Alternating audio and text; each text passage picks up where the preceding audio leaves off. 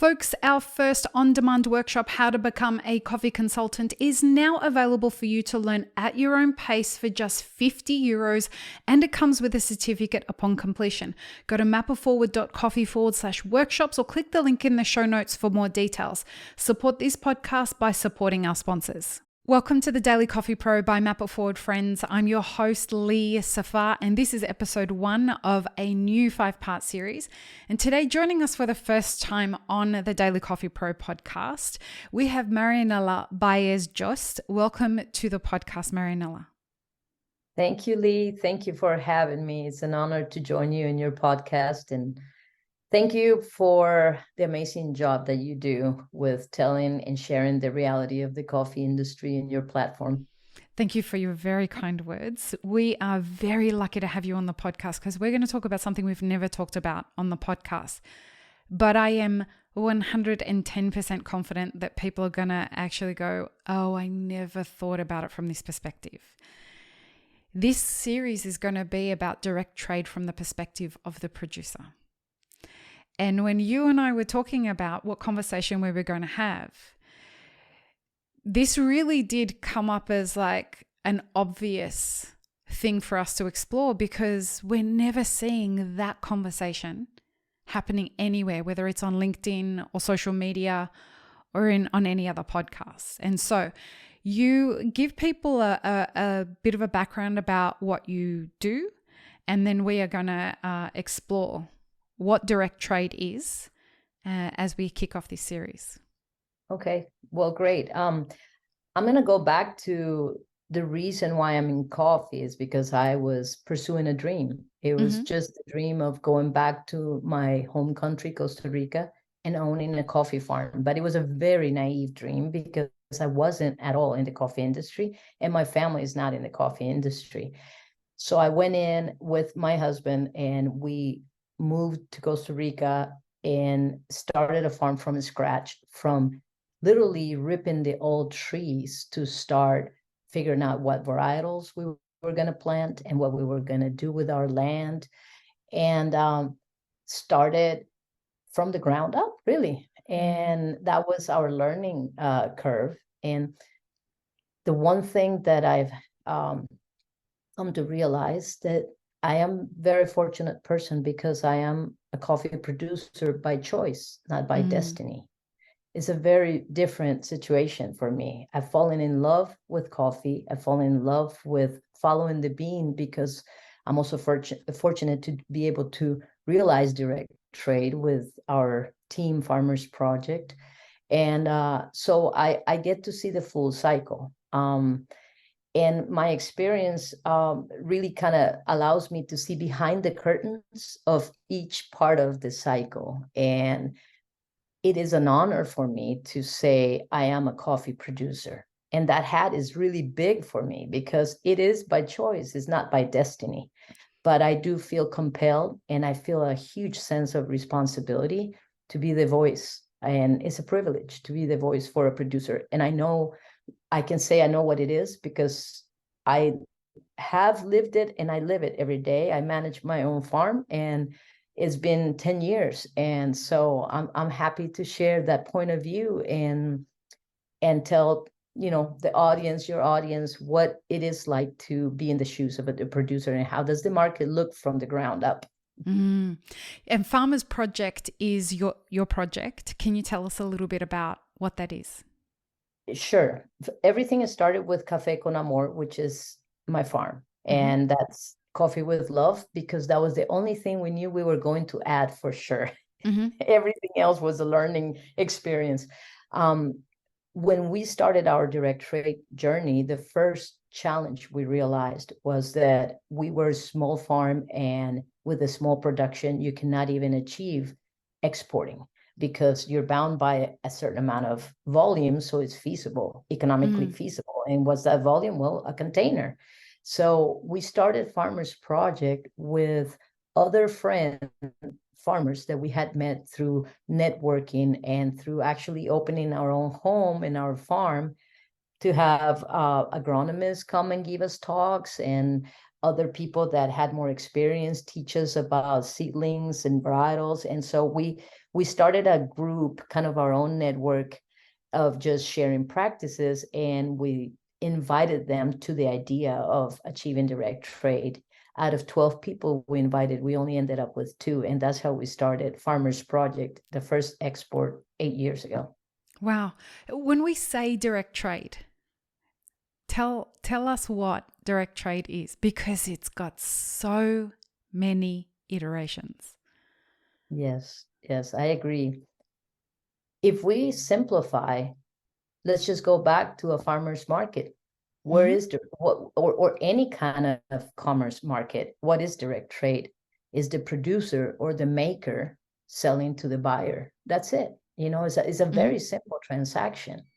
But coffee is very complicated, and the layers that get kind of in between, from the moment you harvest to the moment you export, there's so many layers that it's almost impossible to connect all those dots without having many middlemen, not one, many. You go from the harvest, now you need a wet mill, because most of the small farmers are not going to have a wet mill.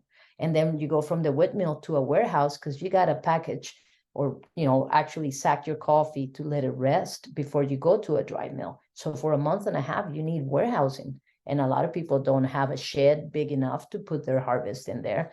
Then from the dry milling, you need to get to an export facility. And then imagine all the different dots from the export to the import and the logistics in the country that you're selling. So all those layers make it almost impossible for a farmer to be able to just, connect all those dots. And I do think direct trade is misused as a term, is abused as a term. It has morphed into a lot of catchy descriptions, and that make customers believe there's more of a relationship that there is really, truly. Can you give us some examples of how the term is being misused? Well, I think for me, I always feel sorry about the final consumer that goes to a retail place, a supermarket, or even a coffee shop, and they look at a bag of coffee that they're going to take home.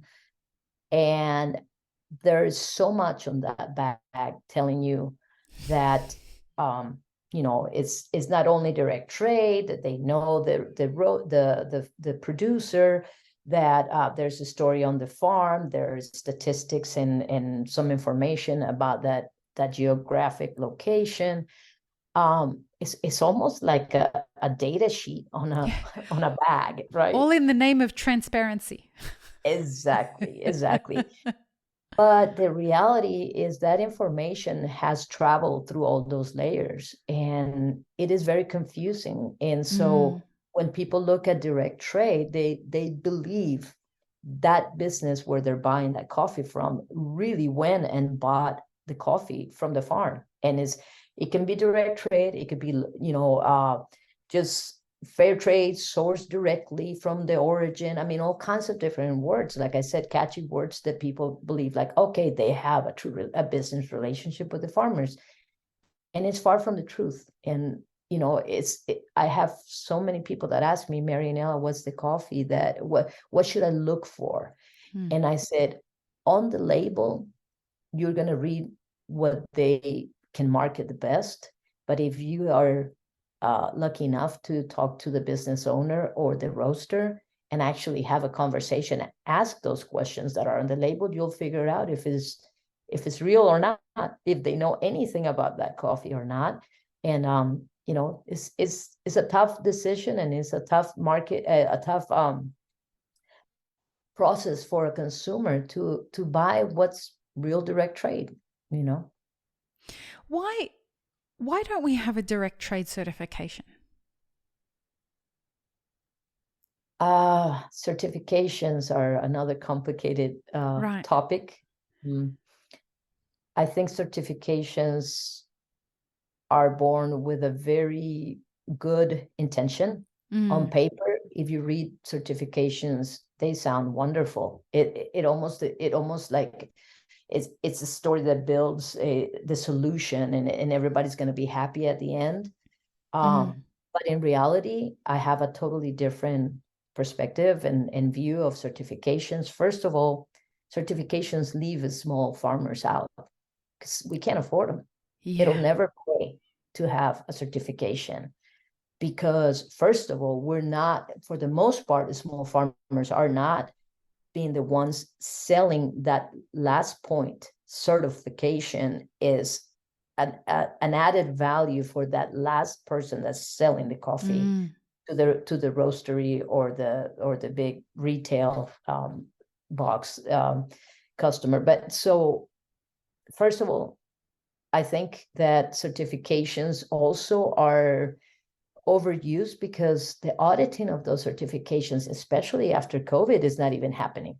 It's a I know shame. farms that have Rainforest Alliance certifications and AAA certifications and all kinds of fair trade certifications. They haven't seen an auditor in 4 years.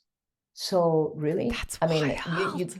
you get it renewed by paying, but does that mean that people are Right. following the certification guidelines? Not really. And also the other thing is you have certifications that are kind of grandfathered to the smaller farmers, but it is the co-op that got the certification. Right. But nobody's checking on those other smaller farms and see, are they really following those guidelines? No, it's a big umbrella. It covers a whole bunch of people. So to me, yeah, certifications and having a direct trade certification would be just another business. Really, certifications are a business. And so I don't think that would bring any more truth to the matter. Speaking of truth and speaking of value, in the next episode, we're going to talk about the financial aspect of direct trade and the reality of that for producers. So join us in the next episode, folks.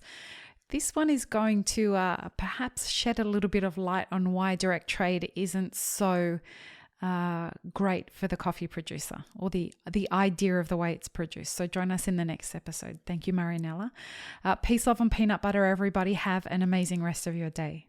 Thanks for tuning in, friends. There are 2 ways you can support this podcast. Firstly, become a paid member of our YouTube channel. Secondly, you can join our Patreon for as little as $3 a month. Don't forget to subscribe and like this video before you leave, and check the show notes for more information. Now, this is what you should check out next.